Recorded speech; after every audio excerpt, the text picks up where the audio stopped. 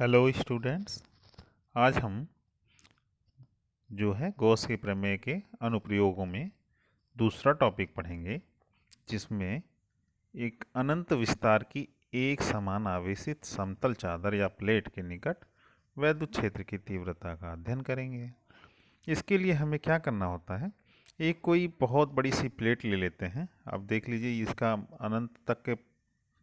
अनंत तक इसकी ऊंचाई ही होगी, इसलिए थोड़ा सा पोर्शन हमने काट के वहाँ से लिया। अब हमने कहा कि इस प्लेट से इधर की तरफ स्मॉल r मीटर दूरी पर कोई बिंदु P है, उस पर वैद्युत क्षेत्र की तीव्रता ज्ञात करनी है। तो उसके पीछे भी उतनी ही दूरी पर सममिति के कारण बिंदु P डैश होगा, तो उस पर भी।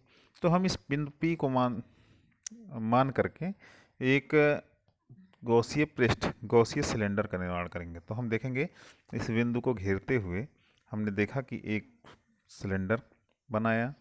यह पीछे की दिशा में भी निकलेगा इस तरह से। अगर देखा जाए तो पीछे से भी आप देखेंगे कि यही बिंदु P डैश को केंद्र मान करके एक सिलेंडर का निर्माण हुआ। यह हमारा गॉसीय पृष्ठ है, गॉसीय पृष्ठ। अब देखेंगे, इस चादर पर धनावेश स्थित है, केवल धनावेश स्थित है। आप देखेंगे कि क्या होगा, इधर देखिए, इसका जो क्षेत्रफल की दिशा होगी वो dA होगी, और धन आवेश से सदैव दूर की तरफ ही हमारा क्या होगा, इलेक्ट्रिक फील्ड की भी डायरेक्शन होगी। इसी प्रकार से इसमें भी P डैश पर भी यही कंडीशन होगा, dA की दिशा इधर ही है, और आप देखेंगे इलेक्ट्रिक फील्ड की भी दिशा इधर ही है। ठीक है। अगर इस पृष्ठ पर हम देखें, ऊपर वाले पृष्ठ पर, तो क्षेत्रफल की दिशा तो ऊपर की तरफ है, और फील्ड की डायरेक्शन जो होगी, इलेक्ट्रिक फील्ड की डायरेक्शन, वह इधर की तरफ होगी। यहाँ देखिए, अगर हम इसे एस यहाँ पर S1, इसे S2 मान लें, तो देखेंगे दोनों में क्या होगा, और ये S3 मान लें, इसको S3 मान लें, तो आप देखेंगे कि छोटे जो फ्लक्स की मात्रा है डी फाई, वो किसके बराबर होगा, d φ1 plus d φ2 plus d φ3। ठीक है। अब d φ1 में देखिए, ए और ई के बीच का समान है दिशा, तो अब d φ1 की बात करें तो क्या लिखेंगे, ई डी ए कॉस 0। दूसरे वाले में भी यही कंडीशन आएगा, इसके लिए भी E D A cos 0 degree. लेकिन तीसरे वाले में देखिए 90 डिग्री का कोण बन रहा है दोनों में, तो इसके लिए क्या बनेगा, ई डी ए कॉस 90 की वैल्यू 0 होती है, इसलिए पूरा पद क्या हो जाएगा, 0, इसलिए d φ3 की वैल्यू 0 होगी। तो इस प्रकार से आप देख सकते हैं कि हम कहेंगे कि यहाँ पर क्या केस होगा।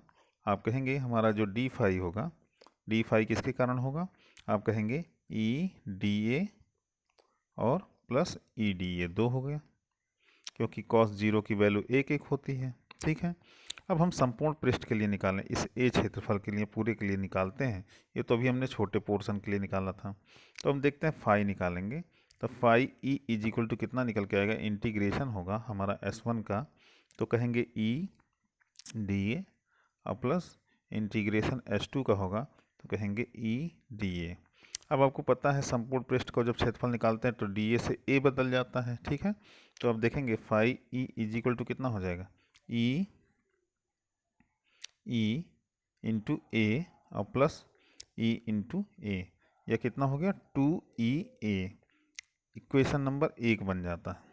अब आपने पढ़ा था गॉस की प्रमेय से फाई ई बराबर क्या पढ़ा था, तो पढ़ा था Q/ε0। ठीक है भाई। अब Q/ε0 पढ़ा था। अब यहाँ पर क्या होगा, सिग्मा जो है इसका आवेश घनत्व, तो सिग्मा बराबर कितना होता है, Q/A, या आप कहेंगे Q बराबर कितना हो जाएगा, सिग्मा इंटू ए। अब इसी Q का मान रख दीजिए यहाँ पर, तो क्या मिलेगा, phi E is equal to मिलेगा सिग्मा ए बटे ε0। इसे इक्वेशन नंबर 2 मान लीजिए।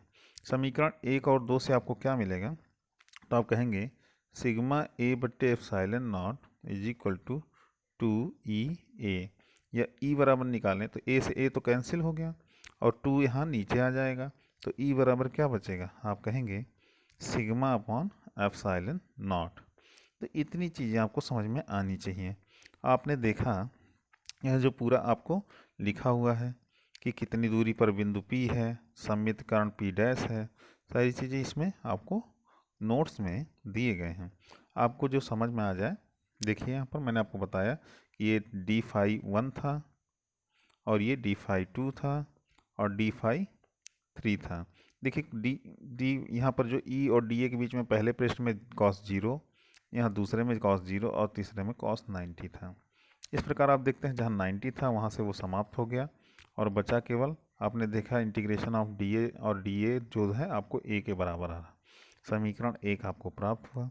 गॉस की प्रमेय से आपको जो चीज़ें मिलती हैं तत्पश्चात दोनों समीकरणों को बराबर रख करके हम जो फॉर्मूला प्राप्त करते हैं वो E is equal to sigma upon 2 epsilon naught आता है। तो आज के लिए देखते हैं आप लोग इतना ही। धन्यवाद।